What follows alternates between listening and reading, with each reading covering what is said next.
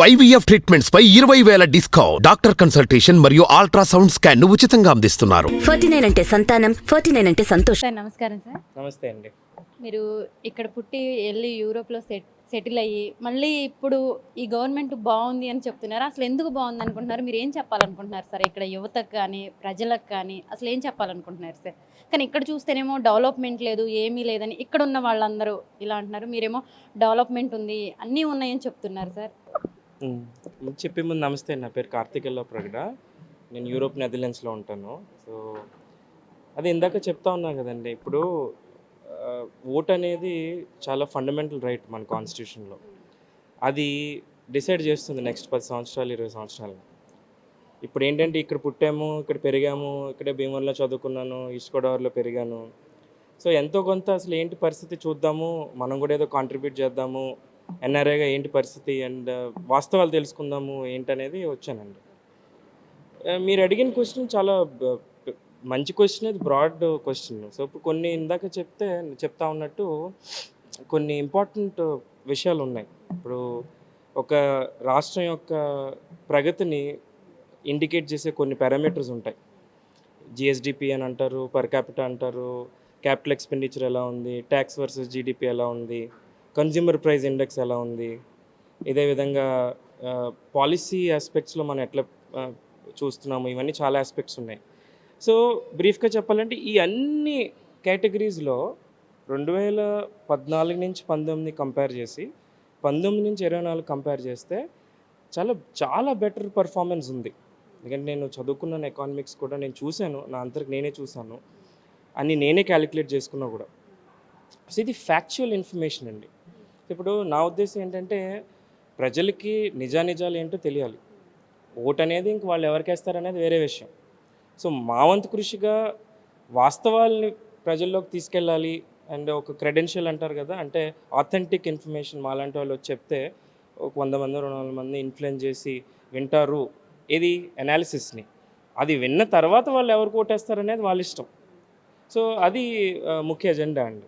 So development లేదు అంటే, development అంటే ఏంటి అనేది కూడా ఫస్ట్ క్వశ్చన్ చేసుకోవాలి మనం.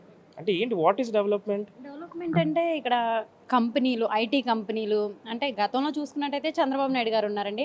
ఆయన అంటే ఐటీ అంటే చంద్రబాబు నాయుడు గారు, చంద్రబాబు నాయుడు గారు అంటే ఐటీ అని చెప్పేసి ప్రజలకి చెప్తూ ఉంటారు. తెలియని వాళ్ళు కానీ తెలిసిన ప్రజలందరూ అదే వింటూ ఉంటారు. హైదరాబాద్ చూస్తే హైదరాబాద్ డెవలప్ చేసింది చంద్రబాబు నాయుడు గారే అని చెప్తూ ఉంటారు. కాబట్టి జనాలు అదే వింటారు, తెలియని వాళ్ళకి అదే తెలుస్తుంది. కాబట్టి మీరైతే ఏం చెప్తారండి? ఇప్పుడు నేనే ప్రిన్సిపల్ ఆర్కిటెక్ట్ని ఇన్ఫర్మేషన్ టెక్నాలజీ ఐటీలో. సో గత 10 సంవత్సరాల నుంచి వేరియస్ కంపెనీలో పనిచేశాను and I lead very big teams there. ఇప్పుడు హైదరాబాద్ని డెవలప్ చేశారంటే ఫస్ట్ అదే టైంలో బెంగళూరు డెవలప్ అయింది, చెన్నై డెవలప్ అయింది. ఆ రోజు ఉన్న బెంగళూరులో ఉన్న చీఫ్ మినిస్టర్ ఎస్ఎం కృష్ణ, ఆయన పేరు తెలుసా మీకు? బెంగళూరు మనకన్నా బాగా డెవలప్ అయింది కదా? తెలియదు కదా. ఎందుకు తెలియదు అంటే చంద్రబాబు నాయుడు గారు మార్కెటింగ్ స్కిల్స్ అవి. అలాగే ఆ రోజున్న తమిళనాడు చీఫ్ మినిస్టర్ పేరు తెలుసా? సో ఇక్కడ ఏంటంటే ఈ మార్కెటింగ్లో ఆయన బాగా మాస్టర్స్ చేశారు.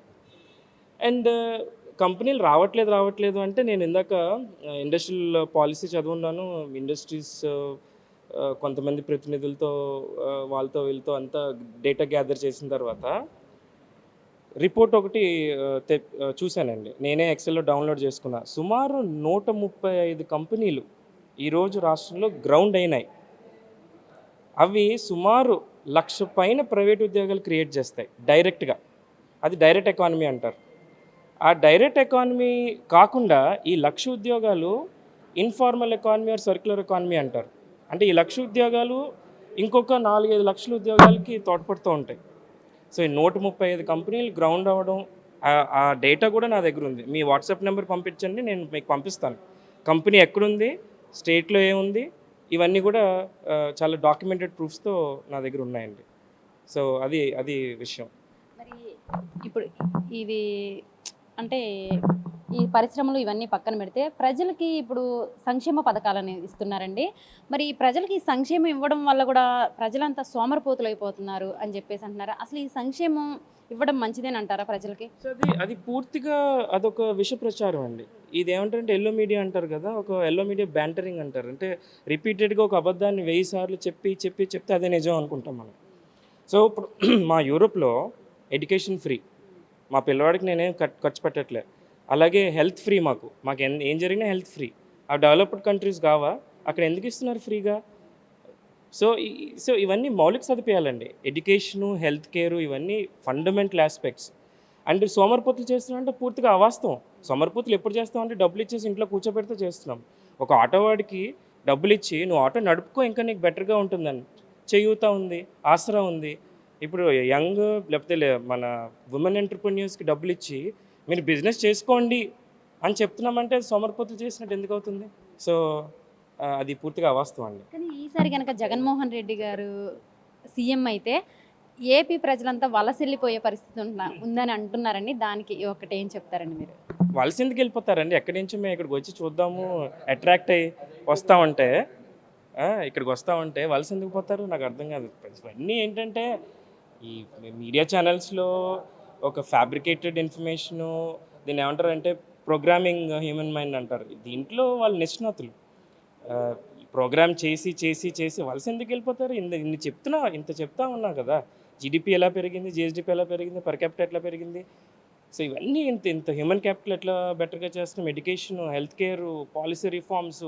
So why Jaganmohan Reddy is an architect అండి. ఆయన is the best architect in designing the policies.